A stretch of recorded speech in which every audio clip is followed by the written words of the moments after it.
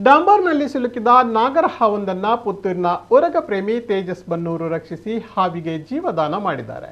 ಡಾಂಬರ್ನಲ್ಲಿ ಸಿಲುಕಿ ಒದ್ದಾಡುತ್ತಿದ್ದ ಹಾವನ್ನ 2 ದಿನಗಳ ಕಠಿಣ ಪರಿಶ್ರಮದೊಂದಿಗೆ ತೇಜಸ್ ರಕ್ಷಿಸಿದ್ದು, ತೇಜಸ್ ಕಾರ್ಯಕ್ಕೆ ಸಾಮಾಜಿಕ ಜಾಲತಾಣಗಳಲ್ಲಿ ಮೆಚ್ಚುಗೆ ವ್ಯಕ್ತವಾಗುತ್ತಿದ್ದು, ತೇಜಸ್ ತಾನು ಹಾವನ್ನ ರಕ್ಷಿಸುವ ಕಾರ್ಯಾಚರಣೆಯ ವಿಡಿಯೋವನ್ನ ತಮ್ಮ ಗೆಳೆಯರೊಂದಿಗೂ ಹಂಚಿಕೊಂಡಿದ್ದಾರೆ. ನಾಗರ ಹಾವಿನ ಚರ್ಮದಿಂದ ಡಾಂಬರ್ ತೆಗೆಯಲು 2 ದಿನಗಳ ಕಾಲ ಅವರು ಶ್ರಮಪಟ್ಟಿದ್ದಾರೆ. ನಾಗರ ಹಾವನ್ನ ಶುದ್ಧ ಕೊಬ್ಬರಿ ಎಣ್ಣೆಯಲ್ಲಿ 1 ದಿನ ಸಂಪೂರ್ಣ ಅದ್ದಿ ಇಟ್ಟು ಬಳಿಕ ಅದರ ಮೇಲಿಂದ ಡಾಂಬರನ್ನ ಬೇರ್ಪಡಿಸಿದ್ದಾರೆ. ಸುಮಾರು 1 ವರ್ಷ ಪ್ರಾಯದ ನಾಗರ ಹಾವು ಚೇತರಿಸಿಕೊಂಡ ಬಳಿಕ ಅದನ್ನು ಸುರಕ್ಷಿತವಾಗಿ ಕಾಡಿಗೆ ಬಿಡುವ ಕಾರ್ಯವನ್ನು ಕೂಡ ಅವರು ಮಾಡಿದ್ದಾರೆ.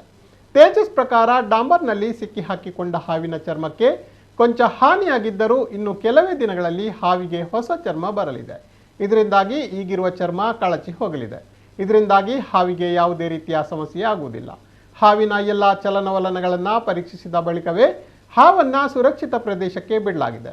ತೇಜಸ್ ಬನ್ನೂರು ಇದುವರೆಗೆ ಇಂತಹ ಹಲವು ರೀತಿಯ ಕಾರ್ಯಾಚರಣೆಗಳ ಮೂಲಕ ಮೂಕ ಪ್ರಾಣಿಗಳನ್ನು ರಕ್ಷಿಸಿದ್ದು, ಅದರಲ್ಲೂ ಹಾವುಗಳನ್ನು ರಕ್ಷಿಸುವ ಕಾರ್ಯವನ್ನು ಅವರು ನಿರಂತರವಾಗಿ ಮಾಡುತ್ತಾ ನಿಜವಾದ ಉರಗ ಪ್ರೇಮಿಯಾಗಿದ್ದಾರೆ.